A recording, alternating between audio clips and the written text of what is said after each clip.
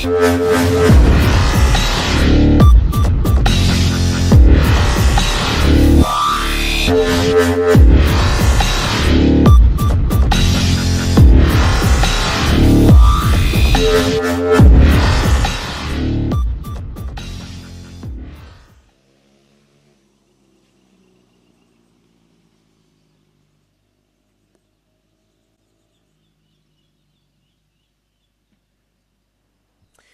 we are then, our Funbikes and M2R Racing Junior SM140s and also the Junior SM65s in their one race of the day. Evan Belford will start this one from the head of the field. He's on one of the stock 65 bikes. Elliot Dufton will start from second. Third would have been Mason Johnson, but of course given the events of today, he won't be taking to the grid here.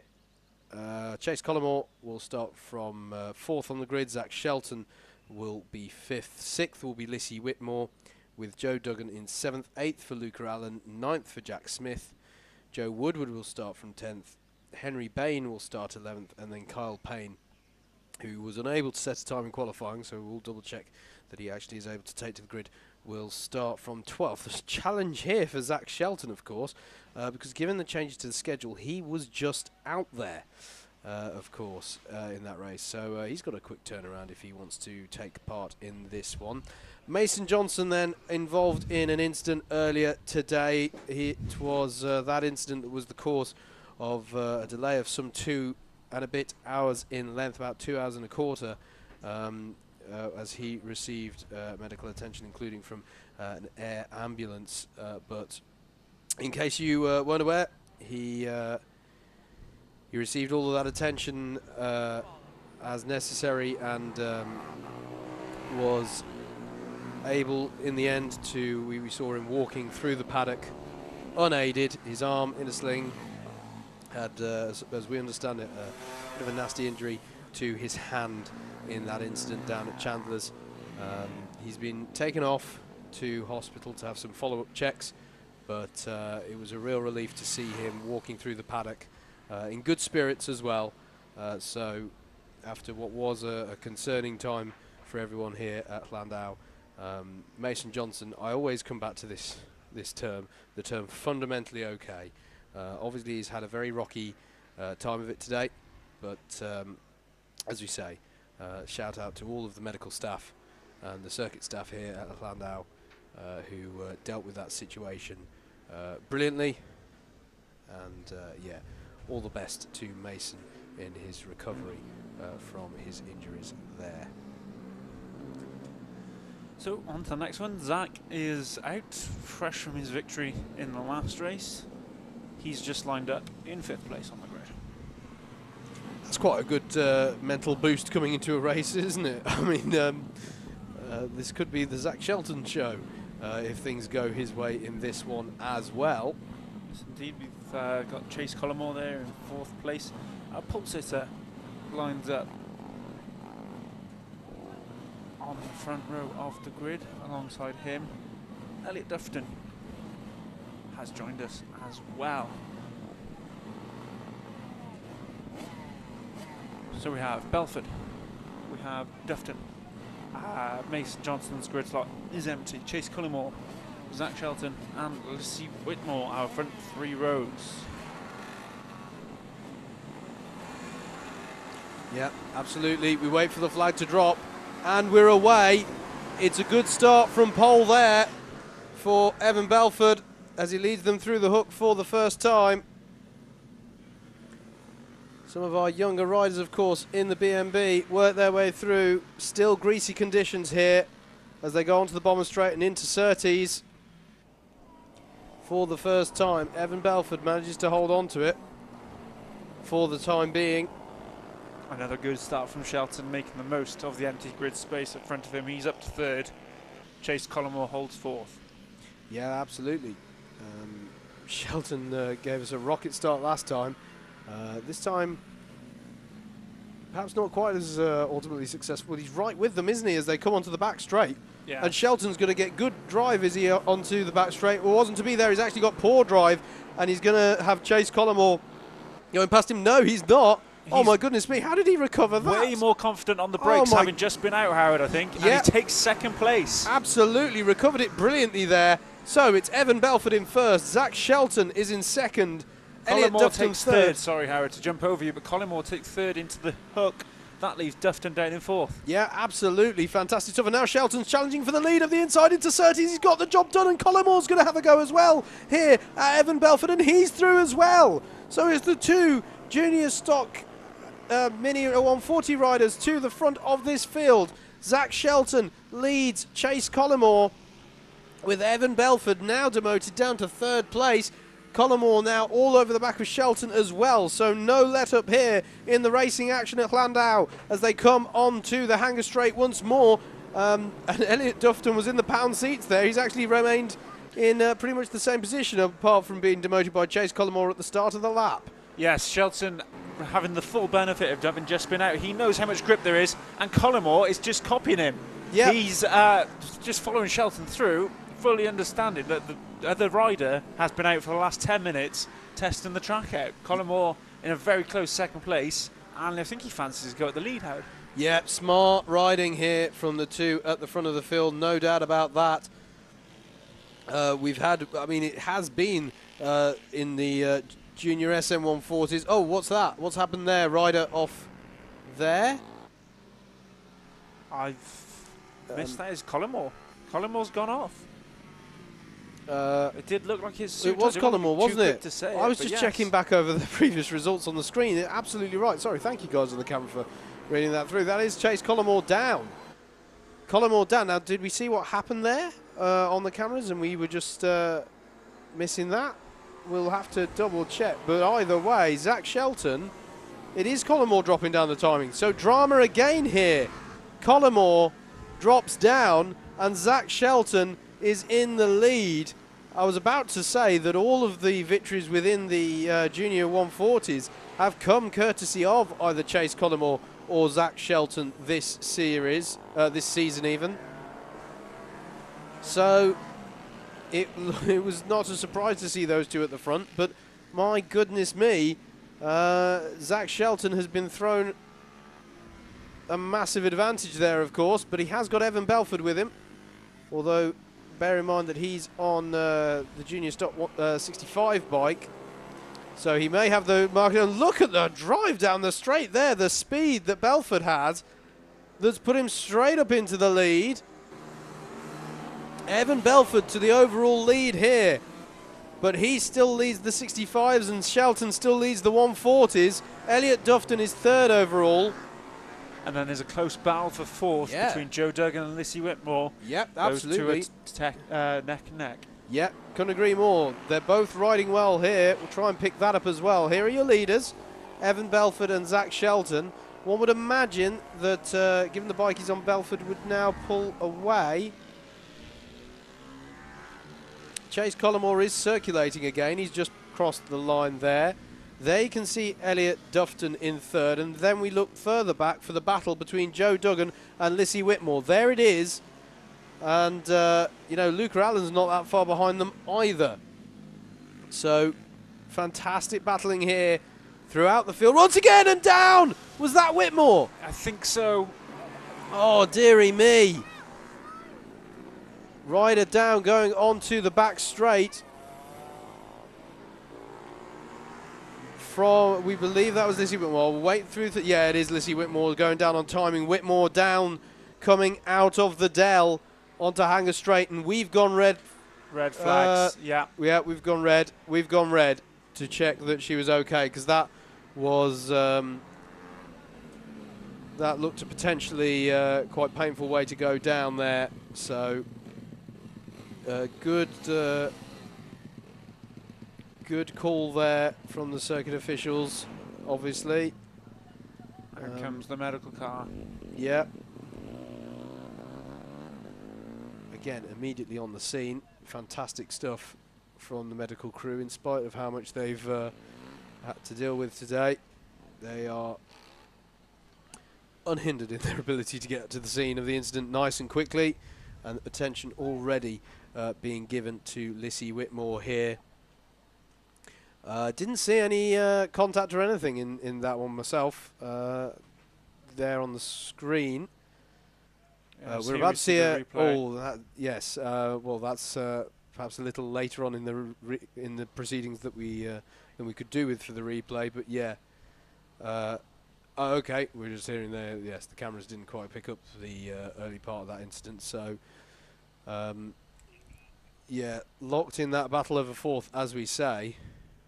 Oh, here it is. Here it is. Good spot from the camera guys. So it's just Oh, she just lost it slightly. Got the wiggle on through the final right-hander of the Dell. We have talked about how you get that change in the surface there, which in turn changes the grip levels. I'm not sure if that was early on, late on enough in the corner to be that surface change though.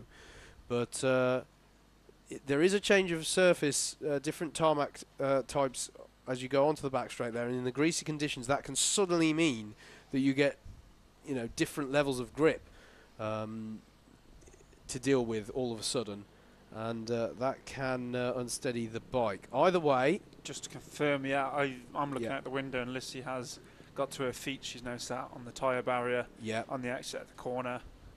Doesn't look to be too serious at the minute. Good. That's really good to hear. Absolutely what we want to be hearing. Alan Lord is heading over there, as he often does in these situations, to check what the situation is, check that the rider is okay, as the field returns to the holding area.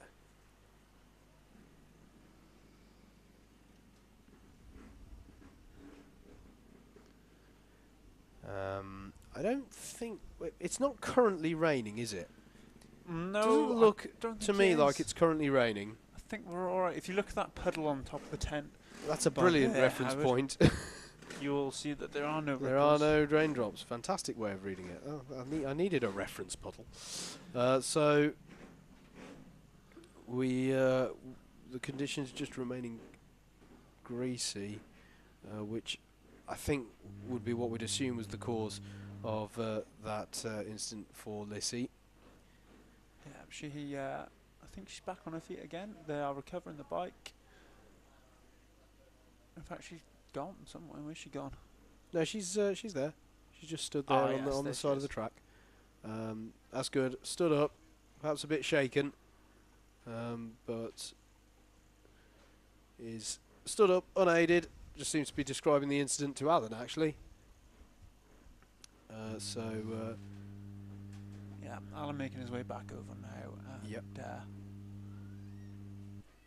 Not sure if we'll be restarting this race or going on to the next one. I would assume we would. We usually do. Left? 7. Yeah, we had the majority of the race left. Support coming in for Lissy. Yeah, over obviously. Facebook. But yeah, she appears to be all right. In fact, she's just walking away now. It looks to be. I can't see anything that looks too untoward about that scene. Just perhaps a bit shaken.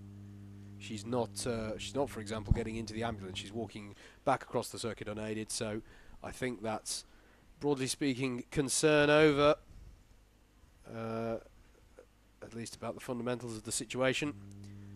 And hopefully we will look to get this one restarted. It's been a challenging day, hasn't it, in many ways, for people here at Llandow. There is Whitmore's bike being recovered into the pit lane, and it doesn't seem to be in too bad, Nick.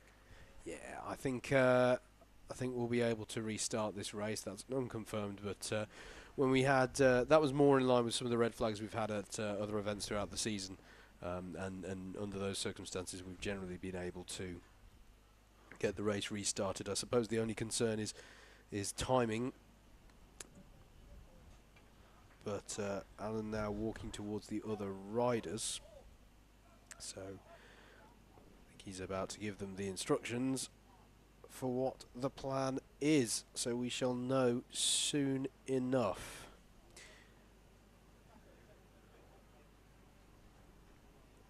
Yeah, we'll hopefully see them play out at least a few of the remaining laps of this one. Perhaps a slight reduction in order to keep the time.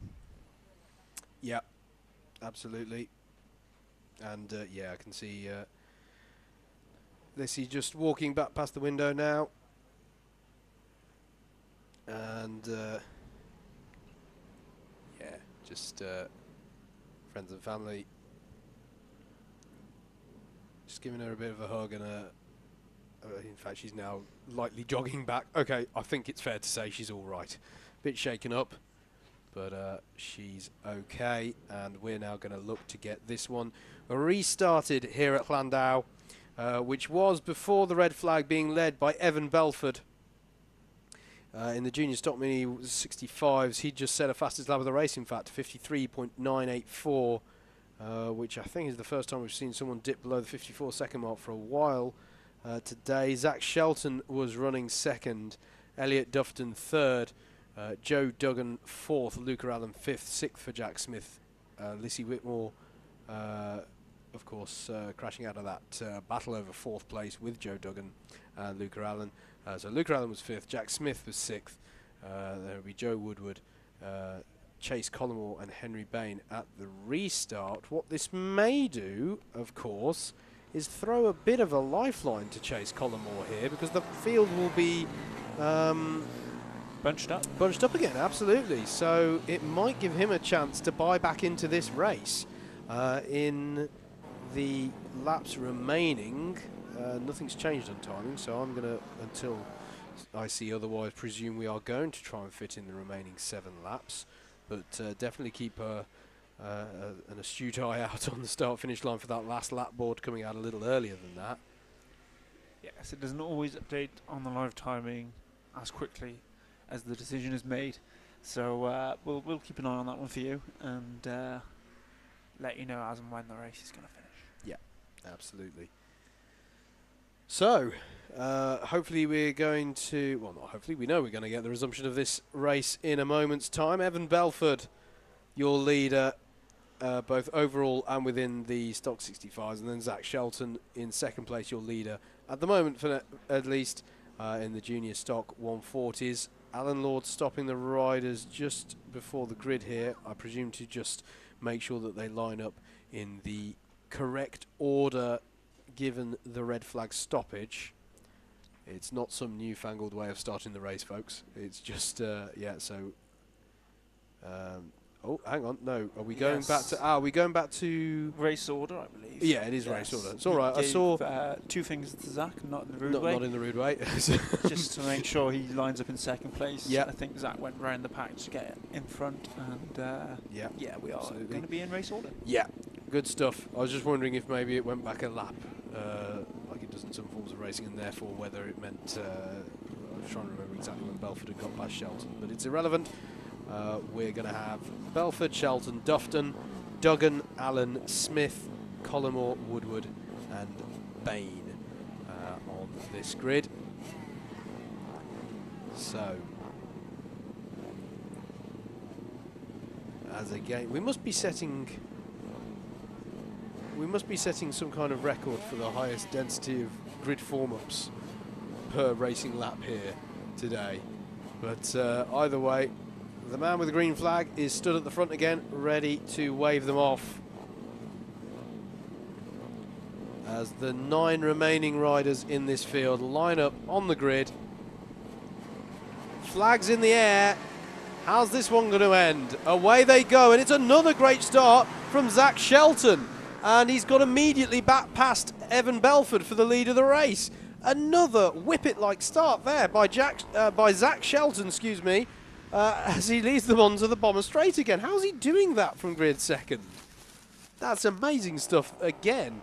As he leads them through, but he's going to be immediately under pressure, isn't he, from Belford? Because Belford definitely had the pace to challenge. Elliot Dufton holding on in third. He's just keeping his, staying in the fight, isn't he, Dufton? Hasn't got involved in too many dramas.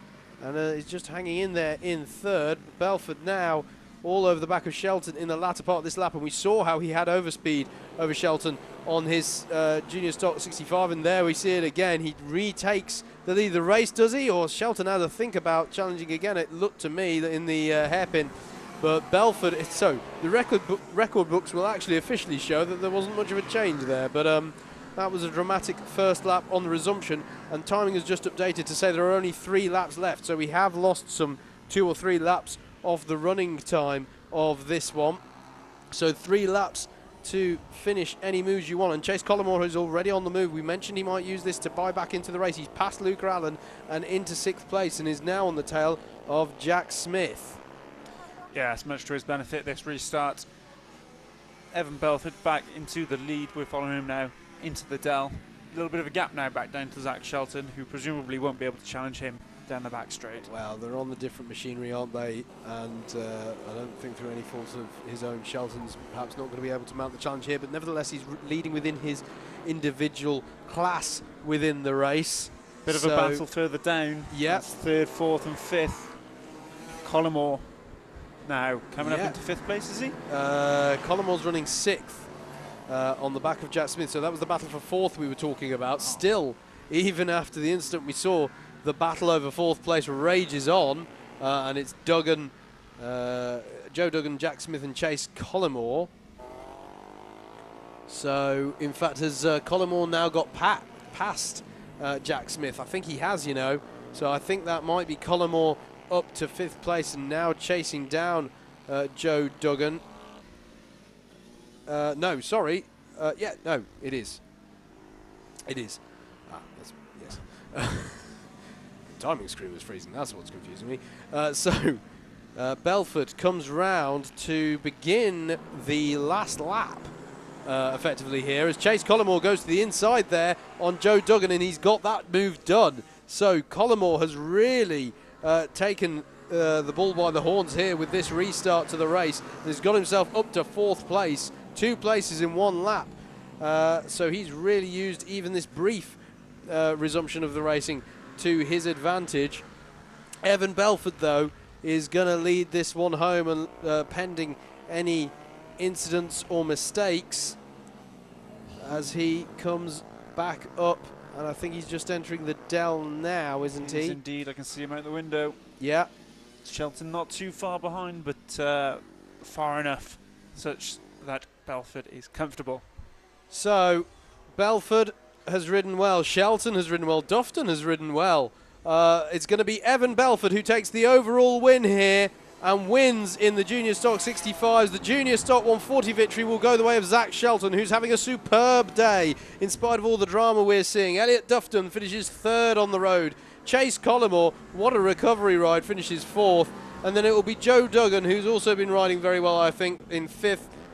Luca Allen takes 6th, so has some drama before Jack Smith there. Yes, it has. He's slowed right down on the final corner. It seems to have... well, he's crossed the line. Yeah, so Henry Bain also pipped into the post, so 8th for Henry Bain. Jack Smith in 9th.